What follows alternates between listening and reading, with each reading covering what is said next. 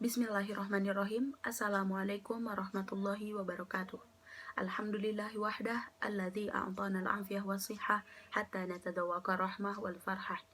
Wassalatu wassalamu ala nabiyil ummah Muhammadin sallallahu alaihi wasallam wa ala alihi wa ashabihi wa man tabi'ahu bi ihsanin ila yaumil qiyamah. Amma ba'du.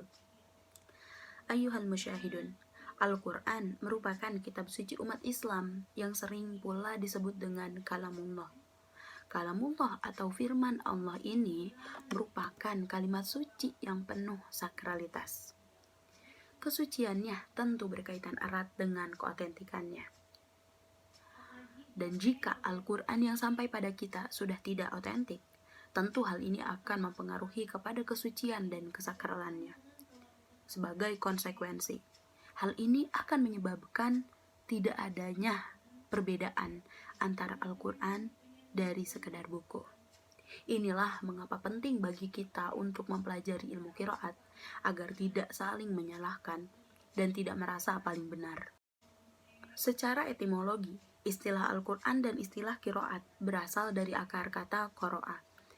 Qiraat merupakan bentuk masdar dari kata qoro'a yang dapat diartikan sebagai mengumpulkan, menggabungkan, dan membaca.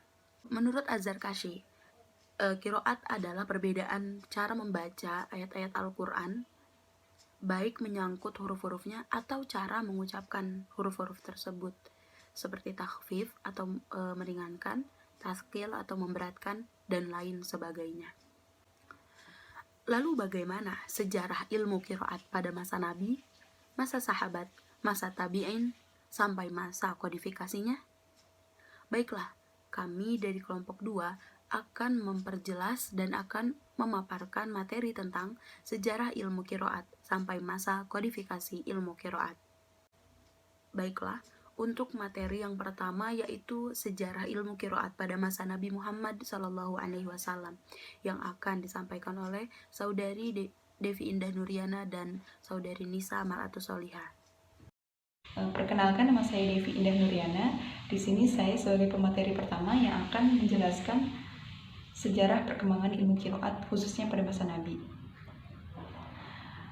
Telah kita ketahui bahwa pada masa Nabi timbul dua perbedaan pendapat mengenai proses turun ilmu qiraat. Ada yang mengatakan bahwa ilmu qiraat ini diturunkan di Mekah. Pendapat pertama dikuatkan dengan pernyataan bahwa proses penurunan Al-Quran itu di Mekah. Kemudian pendapat kedua mengatakan bahwa penurunan ilmu qiraat itu terjadi di Madinah, khususnya itu setelah proses hijrah. Mengapa demikian? Karena pada saat itu banyak orang yang berbondong-bondong dari berbagai kabilah yang masuk Islam, sehingga menimbulkan perbedaan dialek atau pengucapan dalam bahasa Arab. Akhirnya dalam dua pendapat itu belum bisa ditemukan titik terang waktu penurunan Al-Quran, waktu penurunan ilmu qiraat itu sendiri kapan. Tapi yang jelas bahwa menurut ahli sejarah mengatakan bahwa orang yang pertama kali menuliskan ilmu qiraat itu adalah Abu Ubaid Al-Qasim As-Salam, yang mana beliau wafat pada tahun 224 Hijriah, dan beliau mengarang sebuah kitab yang dinamakan Kitab Al-Qiraat. Kitabnya itu menjelaskan qiraat dari 25 orang perawi. Dari hal itulah Allah memberikan rukhsah kepada kita, kemudahan dalam membaca ilmu qiraat dengan 7 dialek.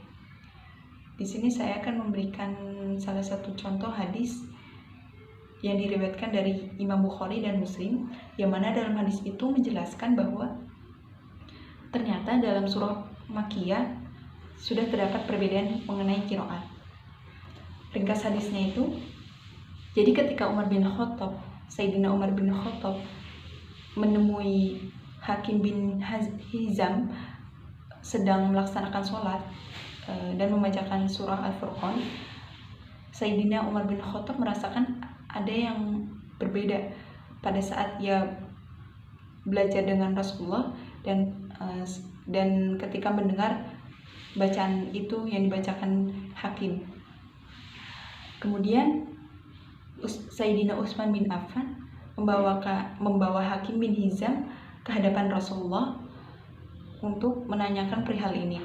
Akhirnya Rasulullah menyuruh Hakim bin Hizam untuk membacakan surah Al-Furqan ini, dan setelah selesai Rasulullah SAW bersabda bahwa seperti inilah surah yang diturunkan pada saat itu. Kemudian Rasulullah SAW memberikan kesempatan pula kepada Sayyidina Umar bin Khattab untuk membacakan surah yang sama, yaitu Al-Furqan.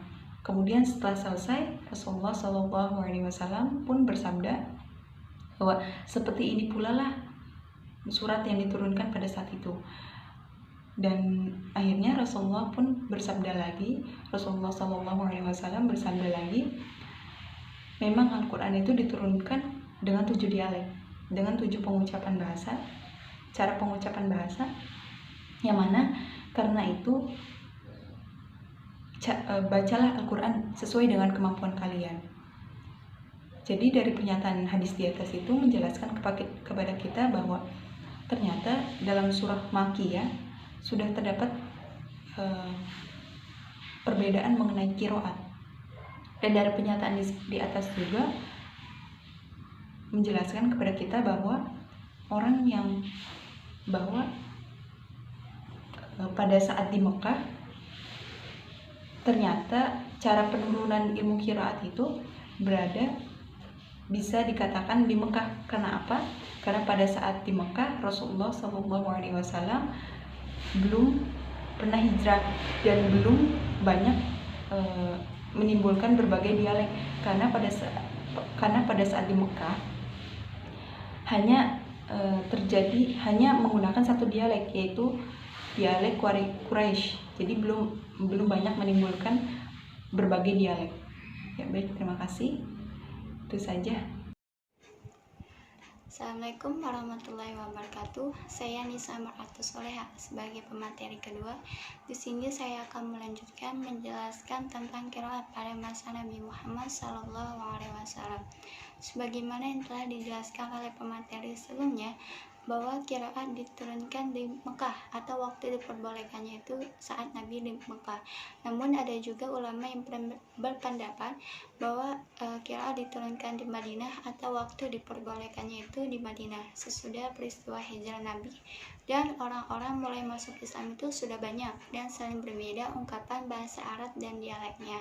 Pendapat ini diperkuat oleh hadis yang diriwayatkan oleh Imam Muslim dalam kitab Sahihnya dan Ibnu Jarir dalam kitab tafsirnya, yang artinya dari Ubay bin Ka'ab radhiyallahu anhu bahwa Nabi Muhammad ketika berada di tempat sumber air Bani Ghifar mengatakan bahwa Jibril mendatanginya dan berkata, sesungguhnya Allah memerintahkan engkau untuk mengajarkan Al-Quran kepada umatmu dalam satu huruf. Lalu Nabi berkata, aku bermohon kepada Allah ampunan dan kemurahannya. Sesungguhnya umatku tidak sanggup yang demikian itu. Bacaan Al-Quran hanya dalam satu huruf. Kemudian Jibril datang yang kedua kalinya dan berkata, sesungguhnya Allah memerintahkan engkau untuk mengajarkan Al-Quran kepada umatmu dalam satu huruf. Nabi pun berkata, aku bermohon kepada Allah ampunan dan kemurahannya. Sesungguhnya umatku tidak sanggup yang demikian itu, bacaan Al-Quran hanya dalam dua huruf. Nah, dari hadis yang tadi dibacakan bahwa waktu diperbolehkannya membaca Al-Quran dengan 7 huruf ialah di Madinah, di mana sumber air Bani Ghifar itu terletak di dekat kota Madinah. Qiraat mulai dipakai setelah Nabi Muhammad di Madinah, di mana mulai banyak orang yang masuk Islam dan berbagai kabilah yang bermacam-macam dan dialek yang berbeda, sebagaimana yang tadi saya sebutkan sebelumnya. Demikian penjelasan pada qiraat pada masa Nabi Muhammad SAW. Selanjutnya akan dijelaskan tentang qiraat pada masa Nabi, sahabat, tabi'in sampai masa kualifikasi oleh pemateri selanjutnya. Terima kasih. Baiklah, untuk selanjutnya adalah sejarah ilmu qiraat pada masa sahabat Nabi Muhammad SAW yang akan disampaikan oleh saudari Lina Nur Anissa. Bismillahirrahmanirrahim. Nama saya Lina Nur Anissa. Saya akan menjelaskan materi selanjutnya, yaitu tentang sejarah perkembangan ilmu qiraat pada masa sahabat. Nah, pada zaman sahabat, para sahabat itu ada yang mengambil bacaan atau qiraat melalui perantara dan ada yang langsung kepada Nabi Muhammad SAW. Nah, yang mengambil langsung kepada Nabi Muhammad SAW ini ada Ubay bin Ka'ab, Zaid bin Sabit, Al-Ansori, Abdullah bin Mas'ud, Ali bin Abi Thalib, Utsman bin Affan, Abu Darda, dan Abu Musa al-Asy'ari, sebagaimana yang telah dikemukakan oleh Imam Az-Zahabi dalam kitab Tabaqul Qurra. Dari para sahabat-sahabat tersebutlah yang menjadi guru kepada sahabat lainnya dengan cara membaca Al-Quran di hadapan mereka, sebagaimana yang dilakukan oleh sahabat lainnya seperti Abu Hurairah, Abu Abbas, Abdullah bin Sa'ib di hadapan Ubay bin Ka'ab. Begitupun dengan Ibnu Abbas yang juga mempelajari qiraat dari Zaid bin Sabit. Karena kegigihan para sahabat tersebut dalam memperluas syiar Islam ini, proses penyebaran syiar ini pun semakin berkembang pesat sehingga sampailah pada penghujung masa tabi'in.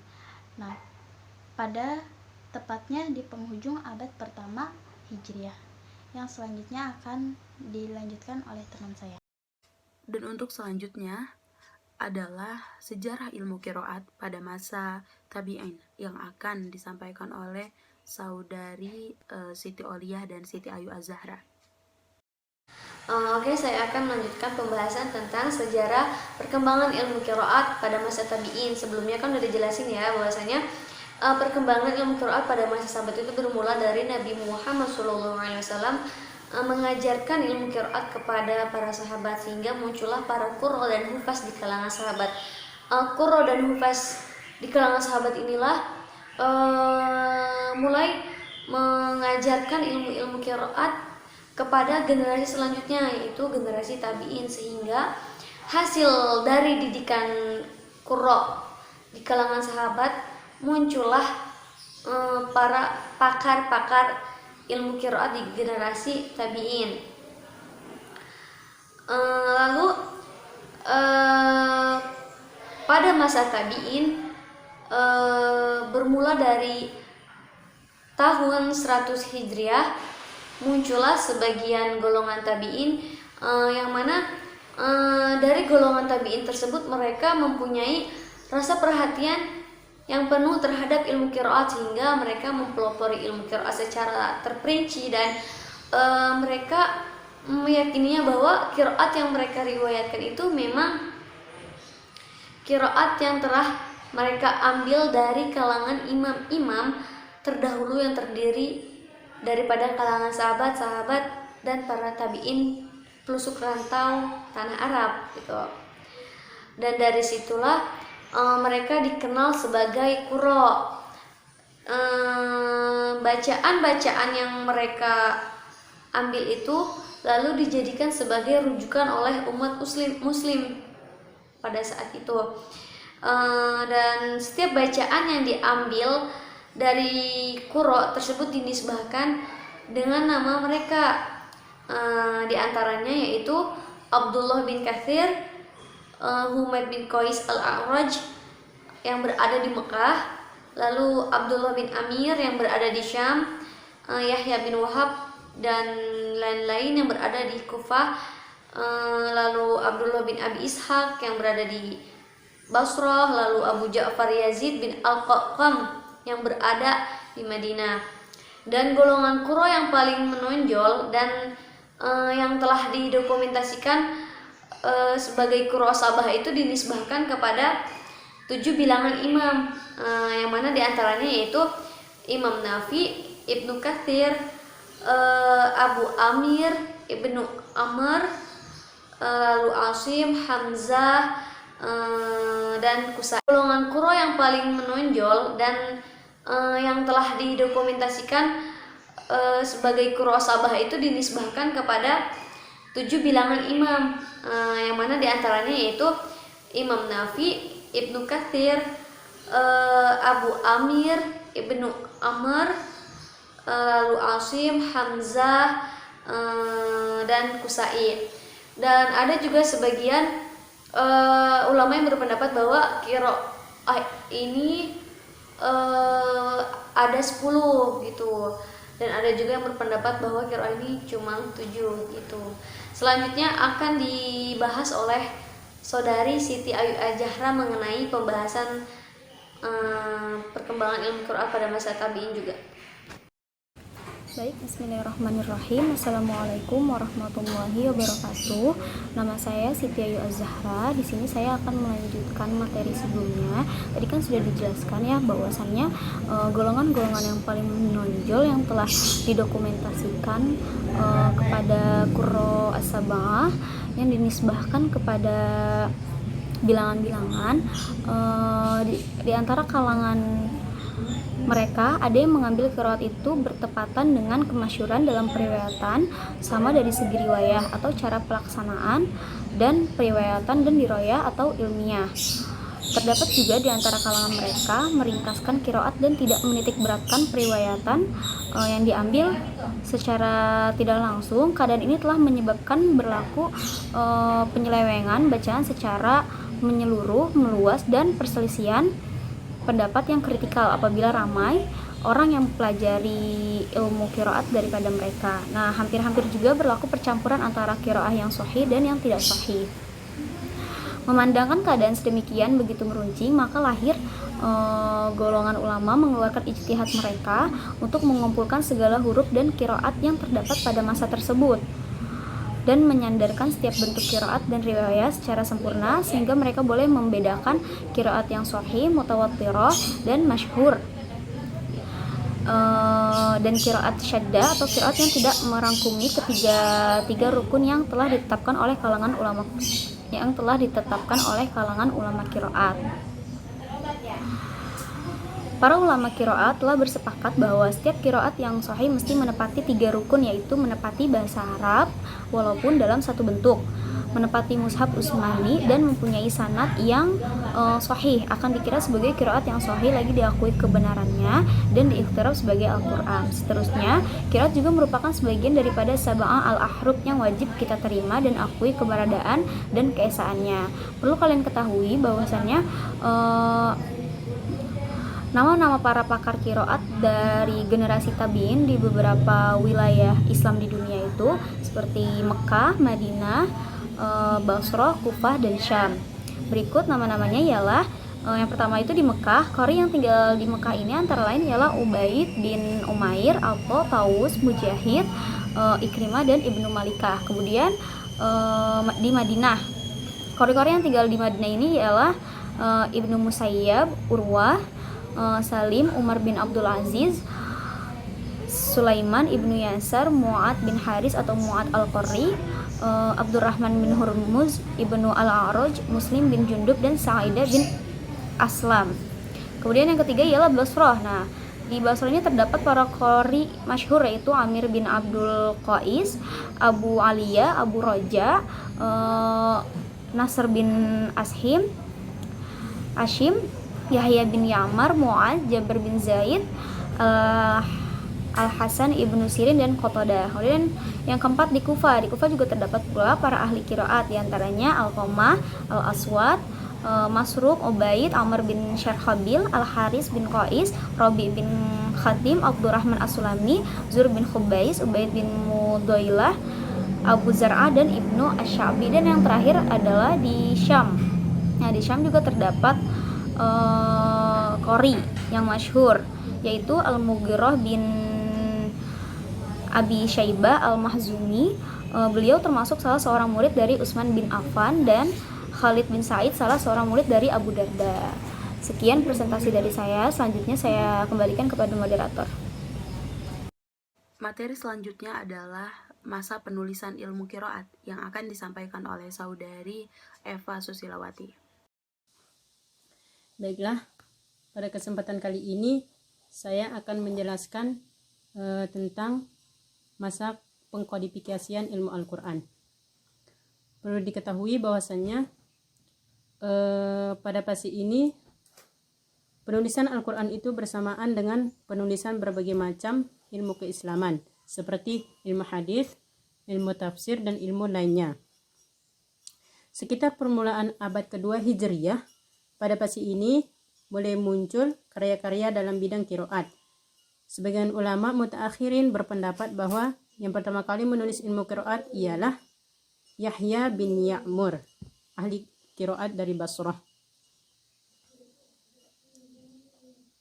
Kemudian disusul dengan munculnya imam-imam lain seperti Abdullah bin Amir, Muqatil bin Sulaiman, Abu Amr bin Al-A'la, dan yang lain-lain.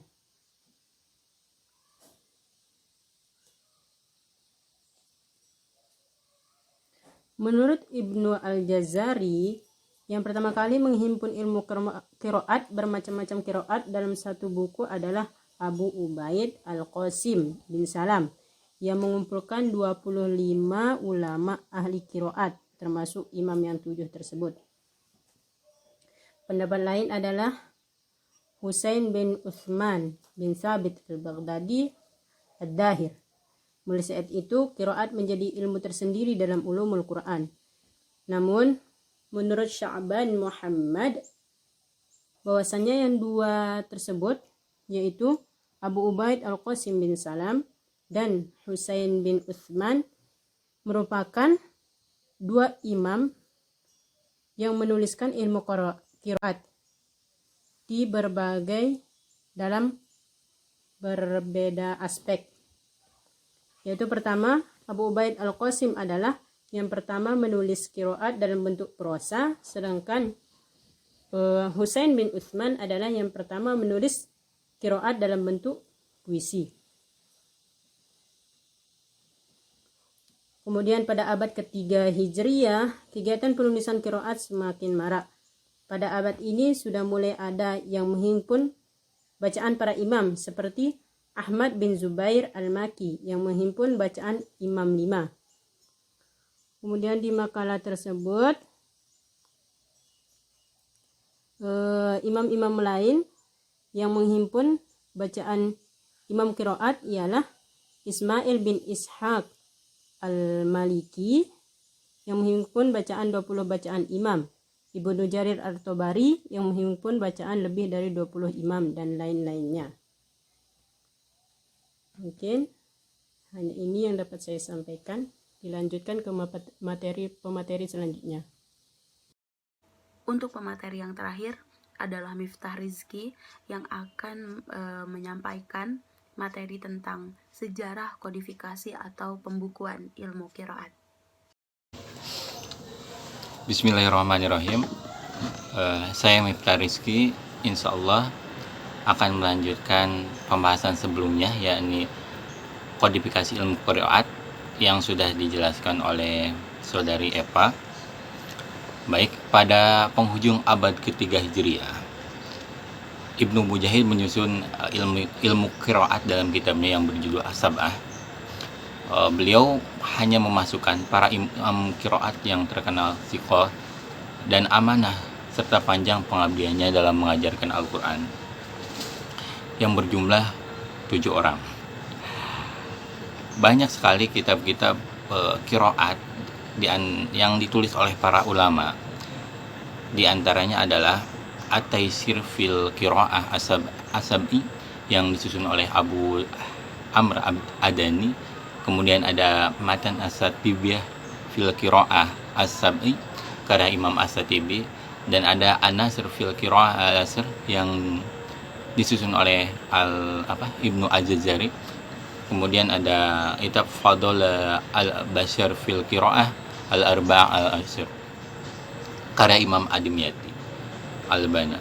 Nah, masih banyak lagi kitab yang sudah ditulis tentang qiraat. Dalam hal kodifikasi rasm mushaf Utsmani, para ulama berbeda pendapat tentang proses tulisan mushaf ini, apakah bersifat ijtihadi atau tauqifi. Tetapi jumhur ulama berpendapat sebagaimana pendapat Abu Syubah, bahwasanya rasm mushaf Utsmani itu bersifat tauqifi. berdasarkan argumennya sebagai berikut. Pertama, sesungguhnya Al-Quran telah ditulis seluruhnya pada masa Nabi SAW, dan beliau mendiktekannya kepada sekretarisnya, yakni Zaid bin Sabit dan yang lainnya. Nah, kemudian ketika Nabi SAW wafat, Al-Quran telah terkumpul dalam berbagai lembaran mushaf, dan para sahabat bersepakat untuk menuliskannya. Terlebih lagi tidak ada seorang pun dari Khulafaur Rasyidin yang tidak menyetujuinya. Dan kesepakatan mereka merupakan hujah sebagaimana perintah Rasulullah untuk mengikuti dua khalifah sesudahnya, yakni Abu Bakar dan Umar. Sementara ada ulama juga yang berpandangan bahwasanya Rasul Mushaf Utsmani adalah istilahi atau bersifat ijtihadi. Nah, hal ini diwakili oleh Ibnu Khaldun dalam kitab Muqaddimahnya, kemudian juga ada Al-Baqillani dalam Al-Intisarnya. Mereka berpendapat bahwasanya Rasul Mushaf Utsmani adalah ijtihad para sahabat, karena mereka lah generasi pelapor tulis menulis, dan seandainya keharusan menulis Rasul itu tauqifi, tentu ada sumber-sumber simai ataupun penetapan secara tauqifi. Nah, baik, mungkin sekian pembahasan mengenai kodifikasi qiraah. Selanjutnya saya kembalikan ke moderator. Terima kasih. Wassalamualaikum. Dari pemaparan tersebut dapat disimpulkan bahwa Rasulullah ketika menerima wahyu langsung mengajarkannya kepada para sahabat dengan cara membacakannya di depan mereka. Ketika membaca wahyu, Rasulullah membacakannya dengan qiraat yang berbeda-beda sesuai dengan kemampuan para sahabat agar tidak menyulitkan mereka. Alhasil, para sahabat menerima bacaan qiraat yang beragam. Selain itu, Rasulullah pula memerintahkan para sahabat senior untuk mengajarkan Al-Quran kepada orang-orang yang baru masuk Islam. Setelah Rasulullah wafat, selain para sahabat yang diperintahkan oleh khalifah untuk mengajarkan Al-Quran di beberapa daerah tertentu, para sahabat pun tersebar ke penjuru daerah bersamaan dengan ekspansi yang dilakukan oleh umat Islam kala itu. Namun, seiring berjalannya waktu, terdapat suatu permasalahan, yaitu perbedaan cara membaca. Dan untuk menangani qiraat yang tidak sahih, para ulama telah bersepakat bahwasanya qiraat yang sahih harus menepati 3 rukun. Yang pertama, menepati kaidah bahasa Arab meskipun dalam satu bentuk. Yang kedua, menepati mushaf Utsmani, dan yang terakhir adalah memiliki sanad yang sahih. Baiklah, mungkin cukup demikian materi yang dapat kami sampaikan. Saya Endah Awalia Wardani selaku moderator dan seluruh pemakalah. Kami memohon maaf apabila terdapat banyak kesalahan dan kata yang kurang berkenan serta kekurangan. Akhir kata kami ucapkan wassalamualaikum warahmatullahi wabarakatuh.